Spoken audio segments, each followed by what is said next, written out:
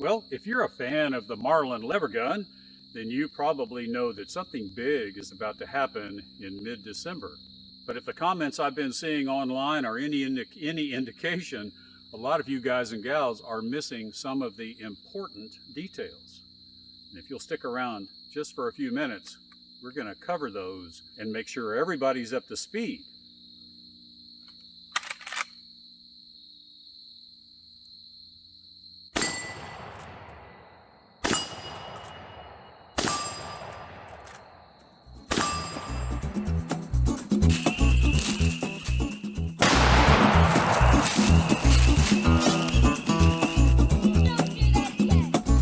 George here, and welcome to Tales from Target Suite, where I'll share my perspective on guns and shooting, and we'll have an adventure or two that'll make even a grown man smile. And anytime I can shoot a Marlin lever gun, I'm going to be smiling, at least on the inside. And this one is from 1950, and it is a waffle top. And the reason I picked this rifle for this video is because of this particular Marlin has more in common with what's going to come out in mid-December of this year than any of the other Marlins that are in my gun safe. Now I'm going to reference a video that was published in September by Gun Talk Media, and in that video Tom Gresham interviewed Chris Killoy, the CEO of Ruger, and Mr. Killoy talked a lot about the future plans for Marlin. And so I've got a new assistant that I have brought on board, and so he is my assistant is going to read some really key moments in that interview that a lot of you guys and girls have missed, and it's pretty exciting stuff. It will be for most of us anyway. And by the way, there's a link in the description below if you'd like to watch that entire video from Gun Talk Media. And you can go check that out after we finish here. But right now, let me introduce you to my new assistant. I'm going to call him NA until we come up with a better moniker. And I'm going to let NA read a real quick line that specifically was missed in a lot of the comments that I have read. Look, I really don't want to be doing this, but I do owe him money, so I'm going to give it a try. And here's how it's going to go down. Every time I say TG, I'll be paraphrasing Tom Gresham from the Gun Talk Media video that Mr. Forgetful mentioned. And every time I say Big Boss, I'm paraphrasing Ruger CEO Chris Killoy. Now, let's get this show on the road. TG. Marlin is famous for more than just lever guns, aren't they? Big Boss. Absolutely. I mean, one of their most successful guns was the Model 60, semi-automatic 22 long rifle, which has been a direct competitor of our 1022 for decades. And Marlin has probably sold more of those guns than the 1022. TG. So now Ruger can win by selling both the 1022 and the Marlin Model 60.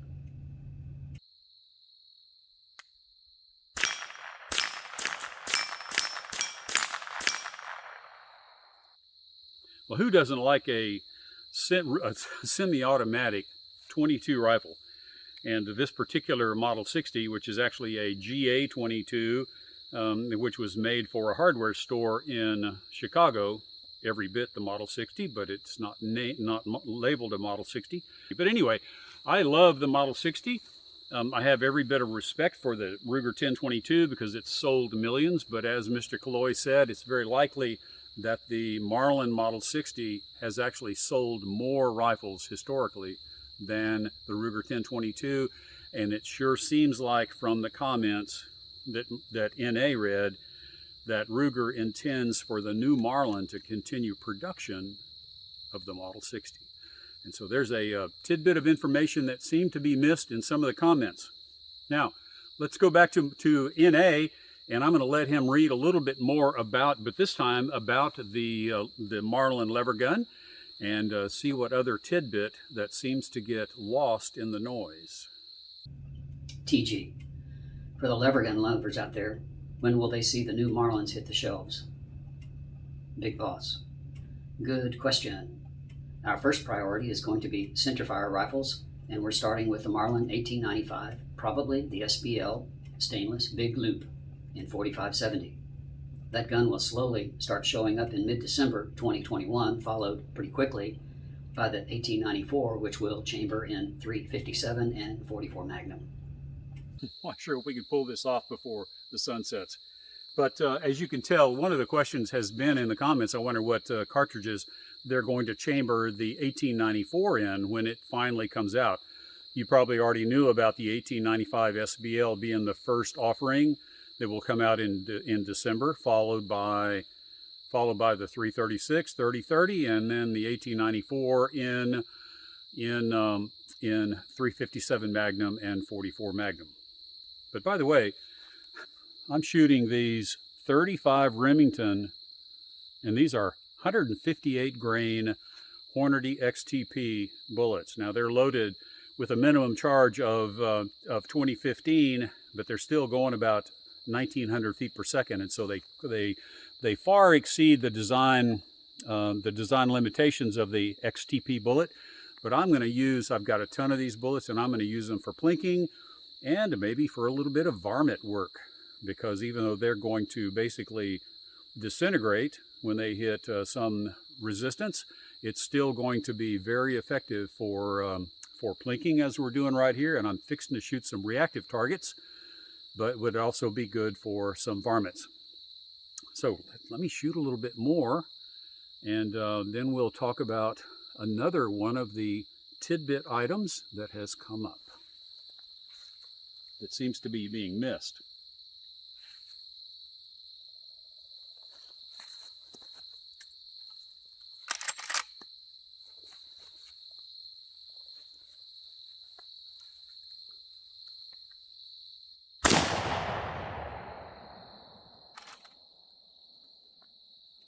That was a miss.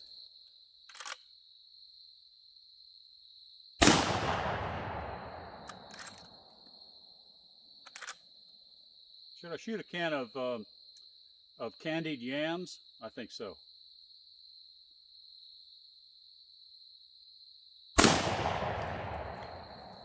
I love doing more detailed engineering work, but I also love reactive targets.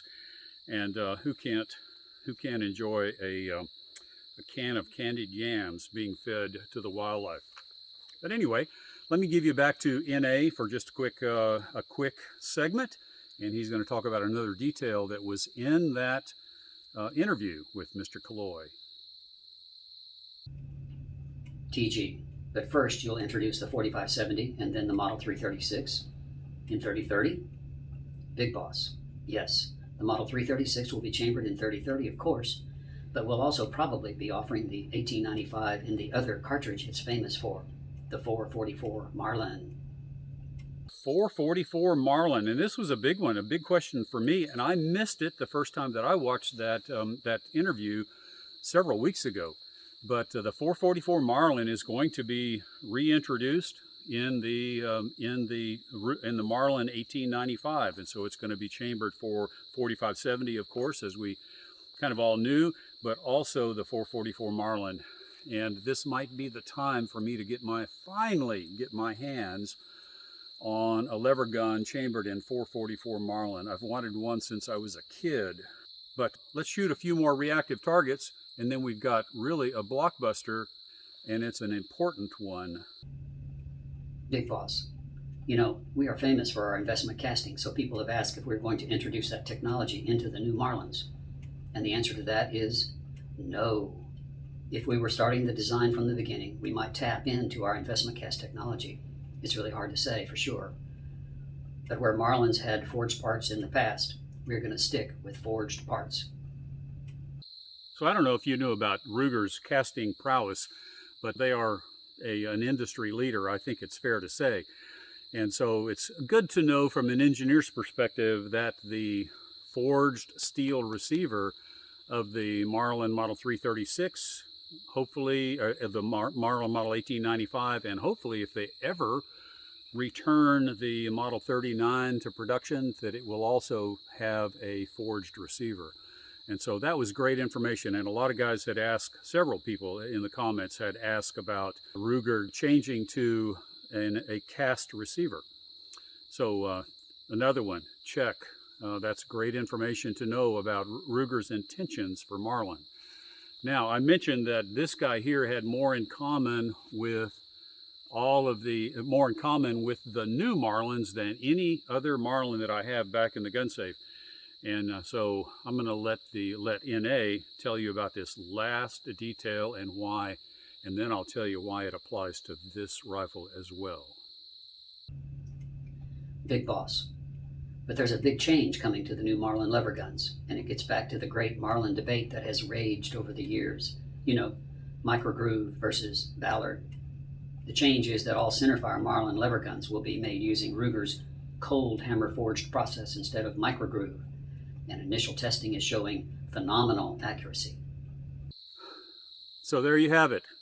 We are putting to bed, sounds like once and for all, at least for Centerfire rifles, we are putting to bed the discussion of microgroove rifling in these Centerfire guns. Now, whether they will continue the microgroove rifling in 22s, that has not been discussed as far as I know. If you've heard any information about that in the comments, you let me know. Now, let me shoot a few more. We'll do some more reactive targets here. And if he'll sit still long enough, I'm going to let Mr. NA reveal himself and close out the video.